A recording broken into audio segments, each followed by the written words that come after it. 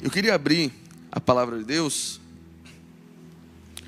no Evangelho escrito por Mateus, no capítulo 15, a partir do verso 21.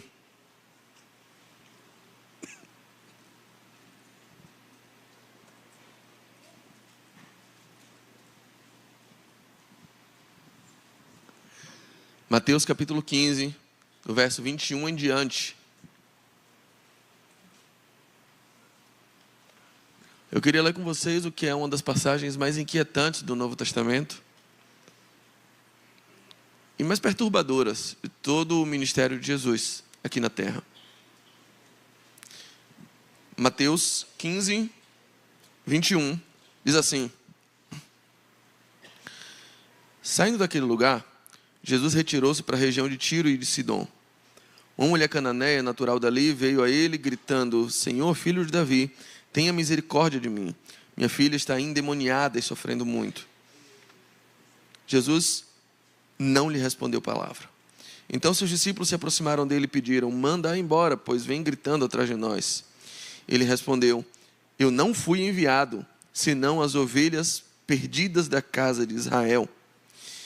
A mulher veio, adorou-o de joelhos e disse: Senhor, ajuda-me. Ele respondeu: Não é lícito tirar o pão dos filhos e lançá-lo aos cachorrinhos.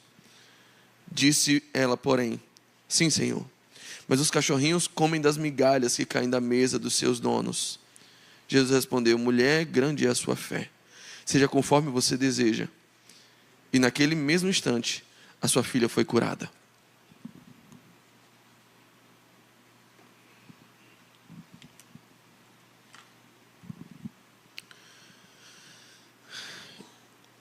Eu confesso que nem sempre eu estou pronto para ouvir isso de Jesus. Não é confortável ler esse comportamento de Jesus.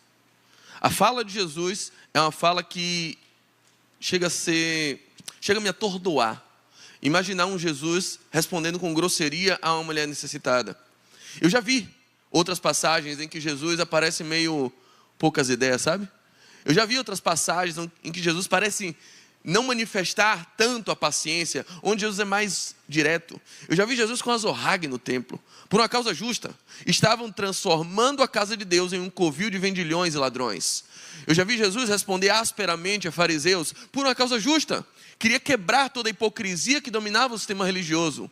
Mas há uma mulher que chega gentil, humilde e carente diante dele. Uma mulher estrangeira, discriminada.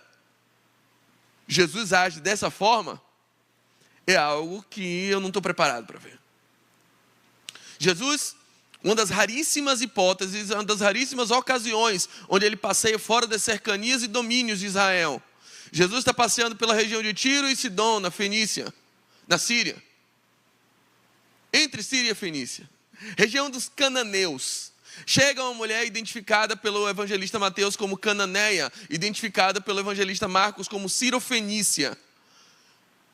Essa mulher chega em ritmo de urgência, em ritmo, em caráter, em sentimento de uma necessidade premente e diz: Jesus, filho de Davi. Ela não chega menosprezando Jesus, aliás, ela demonstra um conhecimento sobre quem é Jesus.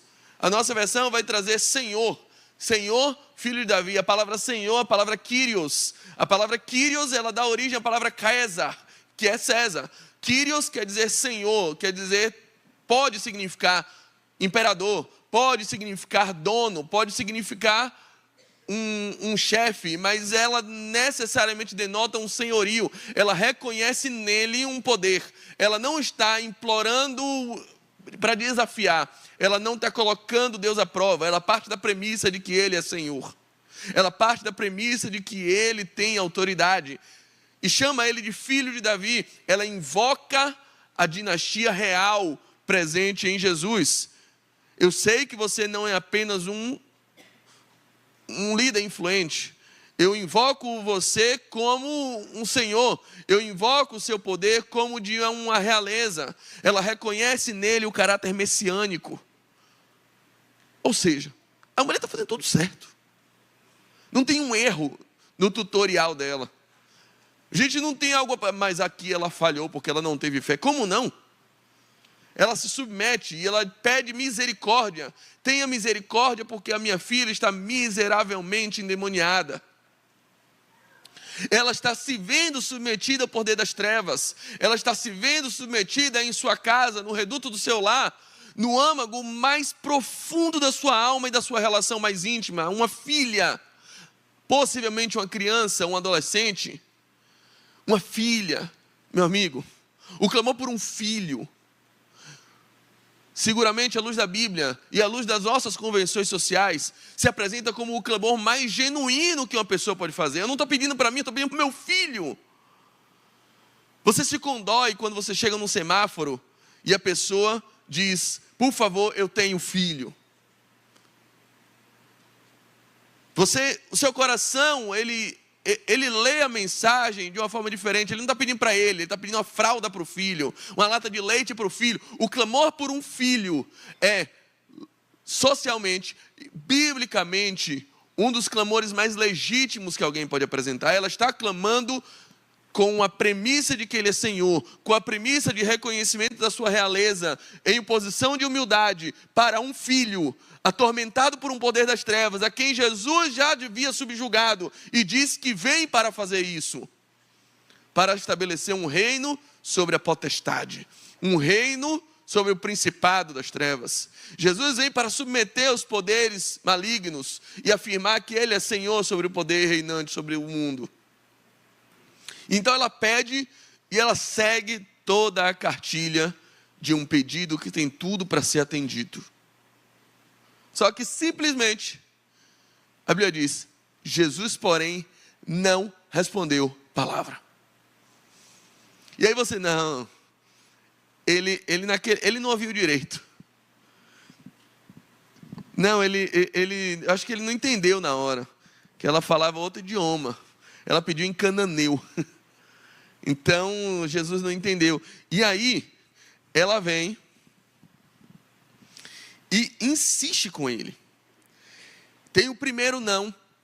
O não da ignorância. Jesus primeiro ignora. Jesus não responde. Isso não demove ela. Isso não faz ela desistir. Ela diz... Jesus não respondeu palavra, então seus discípulos se aproximaram dela e pediram, mande-a embora, pois ela vem gritando atrás de nós. Aí vem os discípulos e diz assim, Jesus, essa mulher está atrapalhando nossa missão aqui.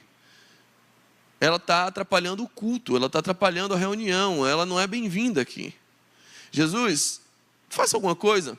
Aí Jesus agora não responde a ela, Jesus responde aos discípulos, mas indiretamente para ela ouvir. Jesus deixa bem claro um segundo não, e agora um segundo não de caráter étnico, excluindo ela de um campo limitado de bênçãos que se restringe a Israel. Jesus, sem dirigi-la a palavra, olha para os discípulos e diz assim, eu não vim, segundo não, eu não vim, senão para as ovelhas perdidas da casa de Israel. Fiquem tranquilos. Não precisa me avisar o óbvio, discípulos. Eu teria ido embora no primeiro não. Aí, a gente fica na expectativa de pensar no que essa mulher estrangeira vai dizer para Jesus agora diante do segundo não. Um não absolutamente grosseiro. Se o primeiro já foi grosseiro, se já foi, à luz das nossas convenções, uma atitude pouquíssimo cordial, uma atitude antiética de Jesus, não responder palavra, ao segundo não, dito diretamente para os discípulos, mas em referência a ela, é absolutamente ultrajante, é de envergonhar, é uma postura que minha mãe brigaria comigo se me visse fazendo, é uma postura não aprovada em qualquer convenção social. E a Bíblia diz que ao invés dela ir embora, verso 25, a mulher veio, porém, adorou-o de joelhos. Ela agora não apenas pede, ela o adora. Ela se prostra e diz, Senhor, me socorra. Senhor, me ajude. E aí Jesus, você está achando que está ruim? Aí vai piorar. Aí Jesus dá pá de cal. Jesus dá aquele mata-leão para finalizar, esperando os 3 tapinhas dela. Jesus coloca ela no chão e tripudia. Jesus olha para ela e diz assim, não é lícito. Ó, o terceiro não. E o terceiro não, sabe assim, o não eu já tenho, vou correr atrás da humilhação. Aí a humilhação chega, mas chega de forma retumbante. Não é lícito tirar o pão dos filhos e dar para os cachorrinhos. Você entendeu o que eu entendi? Do que Jesus está chamando ela? E aí que eu pergunto a vocês. Como você reage? Como você reagiria diante de um não de Deus? Qual é a sua reação? Qual é a sua postura quando Jesus olha para você e categoricamente te diz não? Não. Como você reage quando você sente que Deus está lhe negando algo que você considera absolutamente legítimo? Como você reage quando Deus tem planos diferentes dos seus? Como você reage quando você sente que Deus tem poder para fazer, mas Ele simplesmente não faz? Qual é a percepção do seu coração acerca de quem é Deus? Qual é a sua atitude imediata quando você sente que Deus aparentemente está contra você? Eu já senti isso muitas vezes. Não foram poucas as vezes que eu já me senti absolutamente constrangido e frustrado por um não, por uma negativa de Deus, por uma resposta de Deus que me foi insatisfatória. Esse é um sentimento humano. E obviamente tem uma explicação para isso, mas a nossa captação imediata é uma frustração que dentro do nosso coração se figura absolutamente legítima. Como compreender quando Jesus te diz não? Como absorver no âmago da nossa alma? Como sobreviver à nossa teologia? Como a nossa fé e a nossa crença de que Deus é bom pode subsistir quando Deus olha para a gente e diz assim, não, hoje é não, Binha. Quando Ele simplesmente, você sabe que Ele pode, mas Ele não faz. Quando só dependia dEle, sabe? Você fez sua parte. Você até inventa um versículo, faz a tua parte que eu te ajudarei. Não tem isso na Bíblia, mas você crê que tem. Eu vou dizer, como diz a tua palavra, faz a tua parte que eu te ajudarei, eu fiz a minha. Aí Deus não faz a dele. Quando isso acontece, qual é a reação imediata do teu coração? Qual é a reação depois de você passar um tempo em reflexão? Que decisão você costuma tomar? Quantas vezes você se afastou de Deus por conta de uma decepção com o próprio Deus? Quantas vezes você decidiu encerrar, abreviar, interromper, colocar um hiato na sua jornada de fé por conta de uma decepção relativa a uma expectativa frustrada com Deus? Por conta de um não dele. Algo que você esperava. Aquele dia que você coloca todas as fichas e aposta num projeto, mas o que você recebe é um 8-0.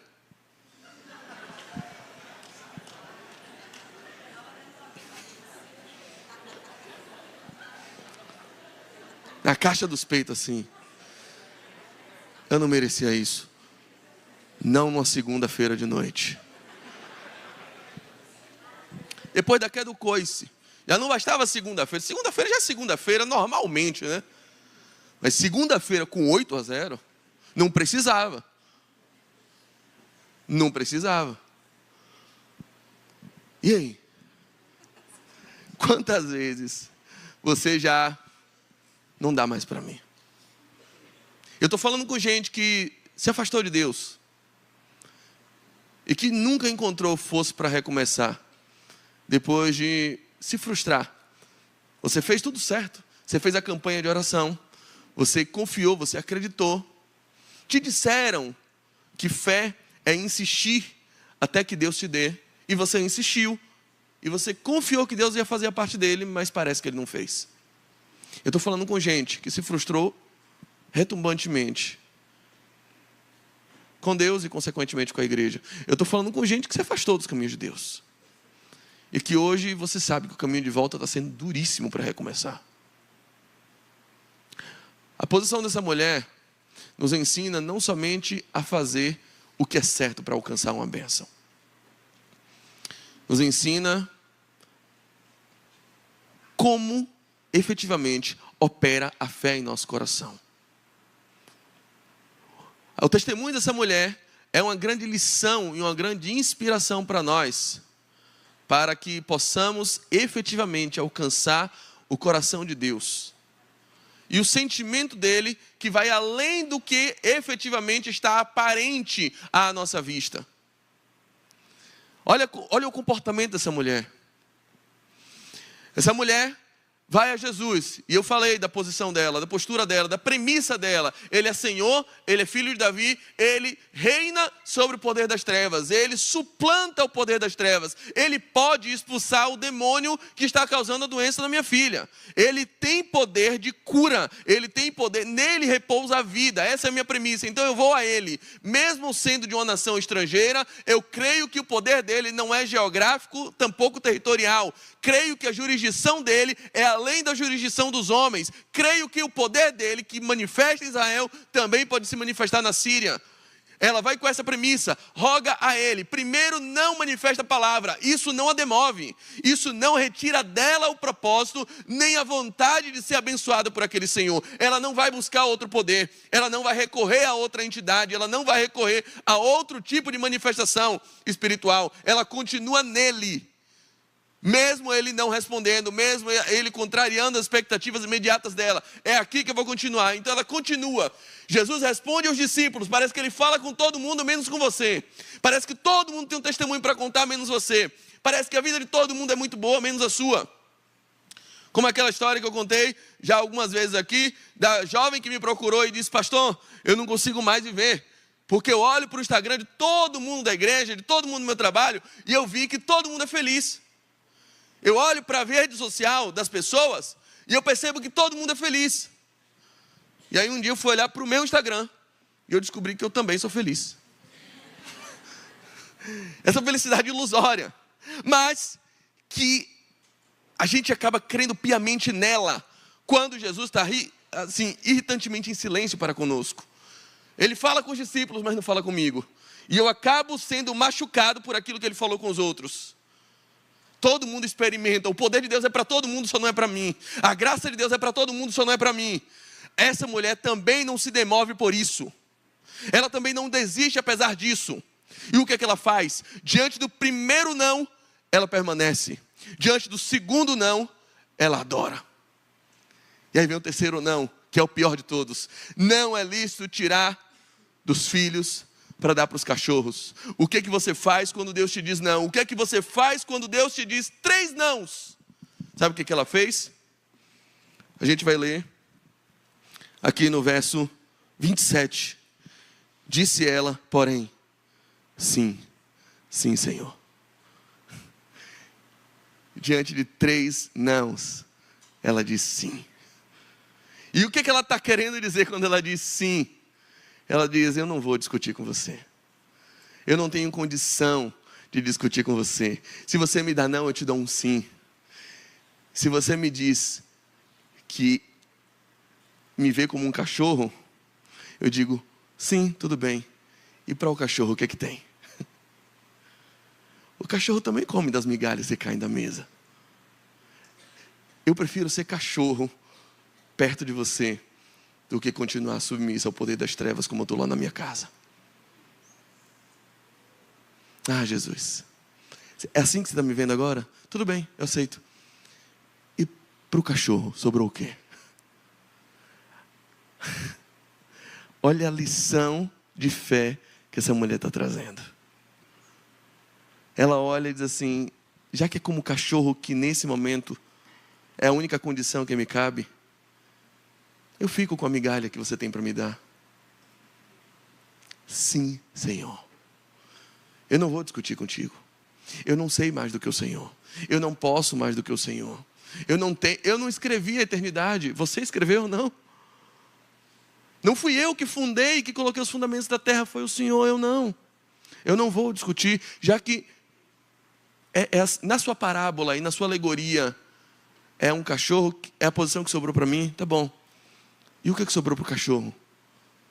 Porque até a migalha que vem da tua mão é melhor do que a vida que eu estou vivendo fora do seu domínio.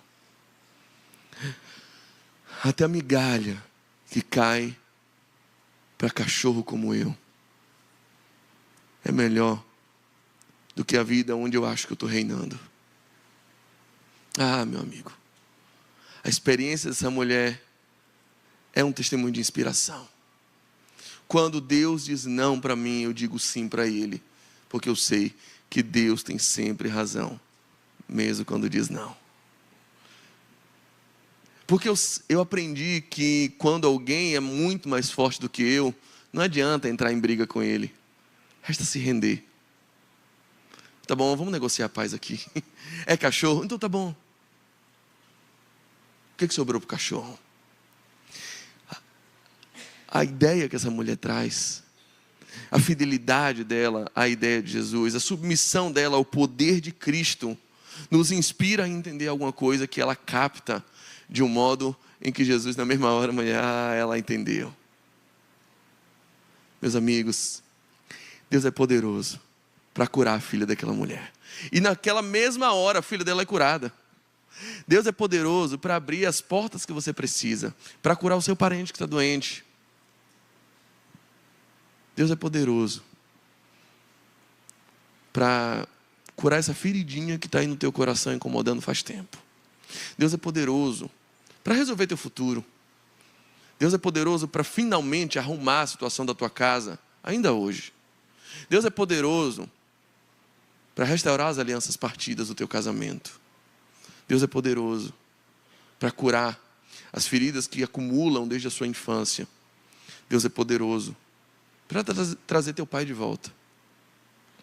Deus é poderoso para abrir as portas, escancarar as janelas do céu, fazerem chover sobre tua vida. Deus é poderoso para isso. Mas sabe o que esse texto nos escancara aqui? É que até a operação mais poderosa que ele fizer, que até a manifestação material mais graciosa que você receber ainda hoje, não passa de migalhas, se a gente for comparar com a mesa do banquete que está preparada na eternidade. Se a gente entender que o reino de Deus não é um reino deste mundo, se a gente entender que a porção mais poderosa que pode vir de Cristo não é aquilo que Ele pode dar, mas é a experiência de sentar com Ele na mesa. É uma vida de comunhão e a expectativa da glória que em nós será revelada.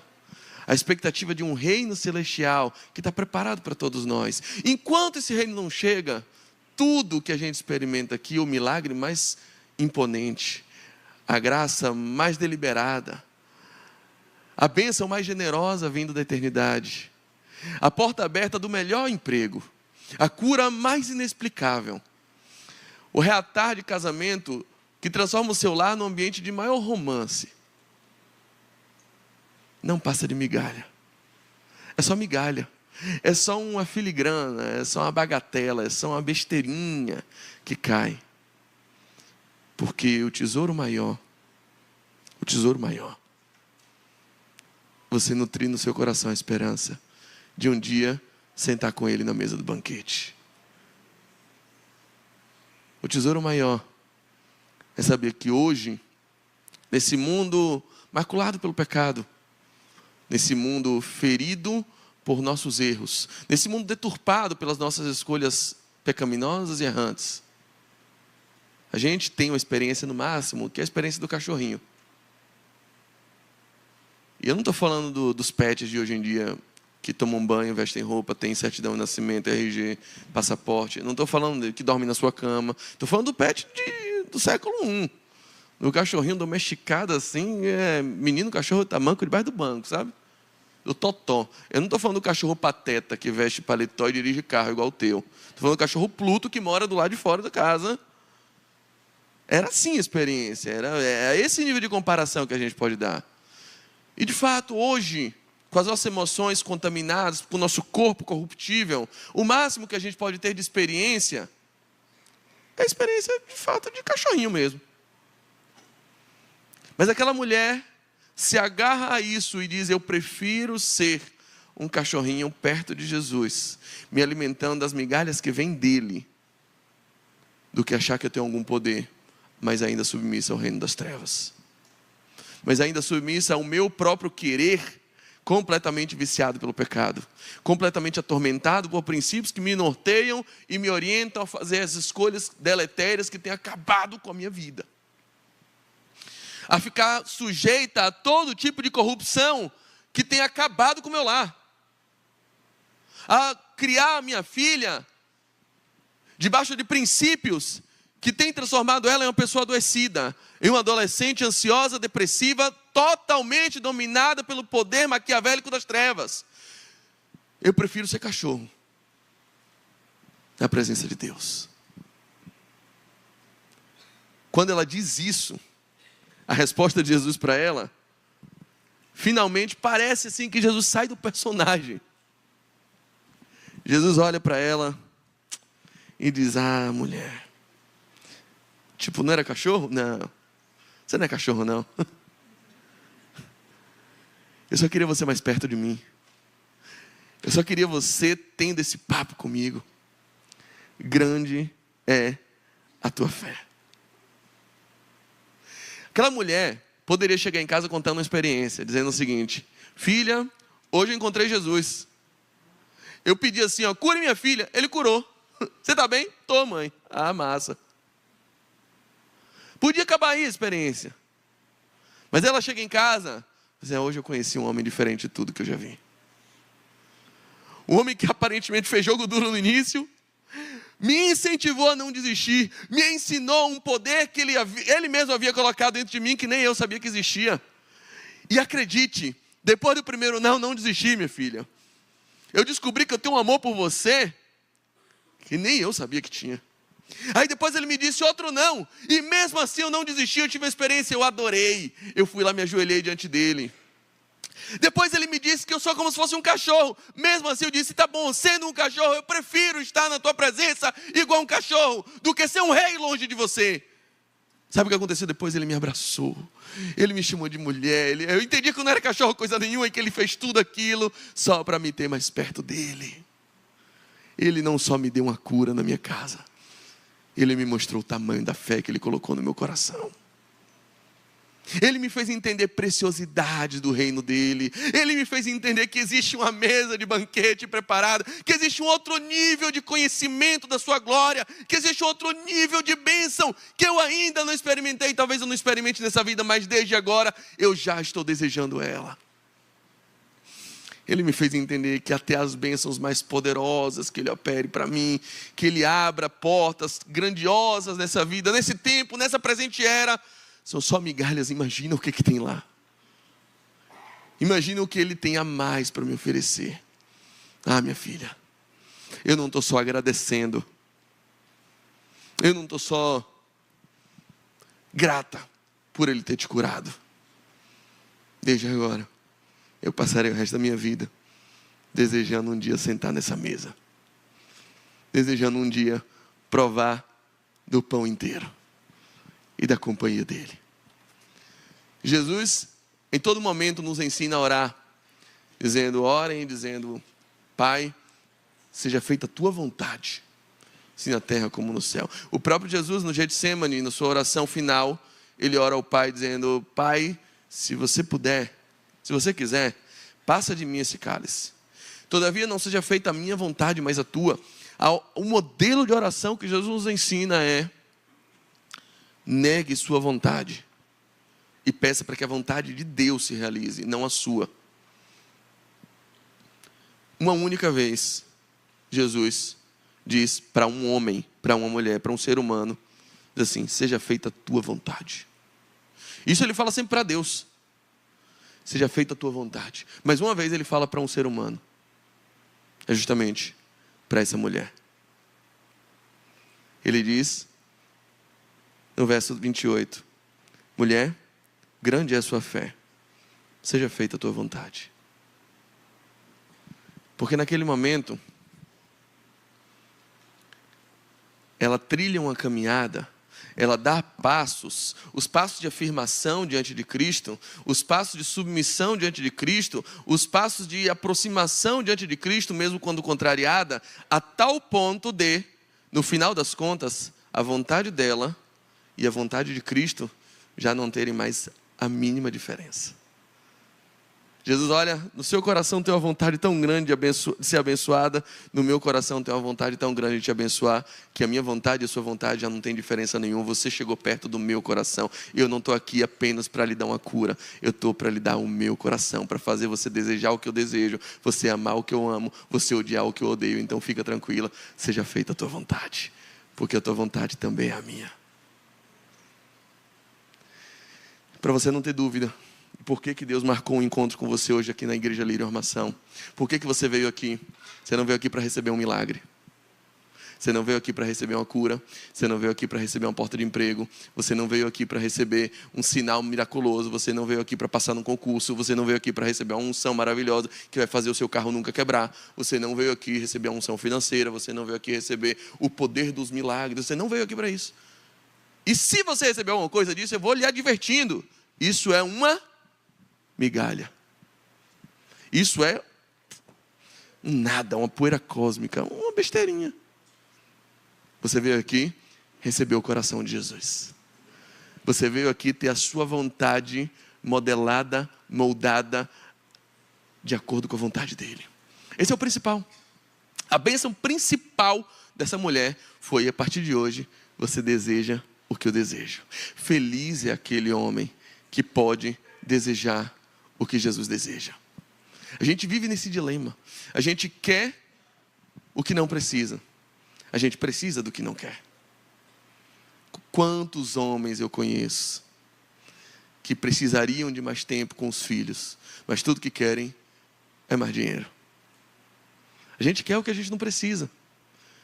Quantas pessoas, eu creio, que precisam do que não querem.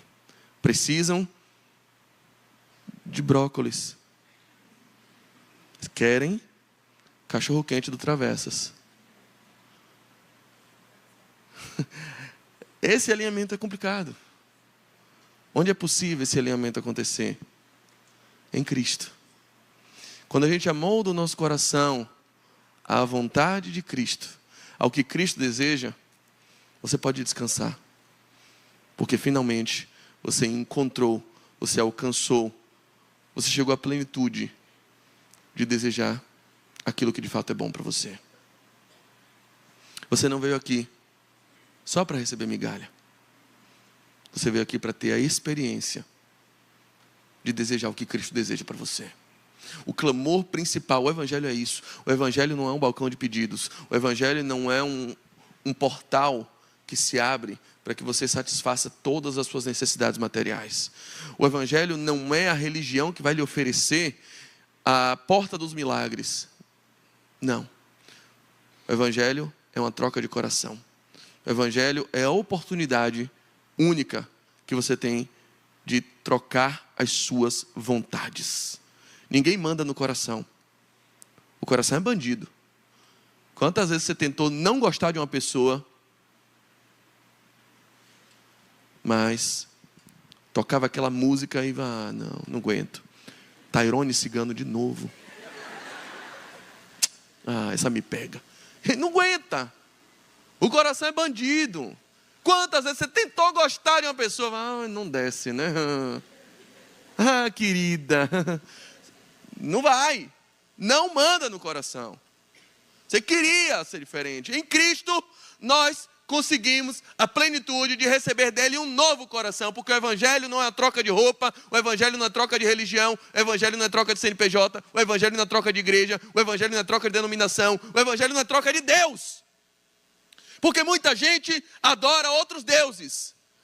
da forma dos outros deuses, com a sistemática de outros deuses. Aí vem para o evangelho e acha que o Jesus Cristo vai receber a mesma coisa que os outros deuses recebem. Então quer comprar Deus com os favores que os outros deuses aceitavam. Não funciona assim. O evangelho não é troca de Deus. O evangelho é uma troca de coração. É uma troca de amores. É mudar aquilo que você amava, mudar aquilo que você odiava. Isso só é possível por meio de um milagre. O maior de todos os milagres não é a cura da tua filha. O maior de todos os milagres não é a porta de emprego, não é aquele concurso por qual você tem orado. O maior de todos os milagres não é o juiz finalmente despachar o alvará do seu processo. O maior de todos os milagres não é fechar a venda. O maior de todos os milagres é Jesus trocar o seu coração. É por esse milagre que eu vou orar por você. Não crie a ilusão de que aqui o pastor vai orar por migalhas. Não. Aqui nós oramos pelo verdadeiro milagre. Para que Jesus te mude para sempre. Fique de pé. Vamos orar.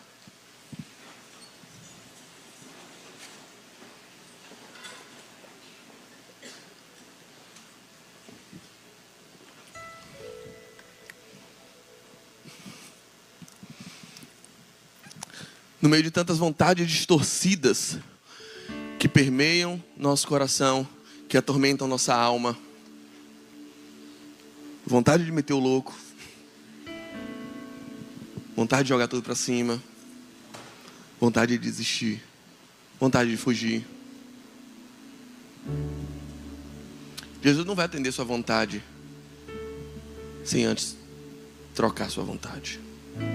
Sem antes um processo de aproximação com Ele.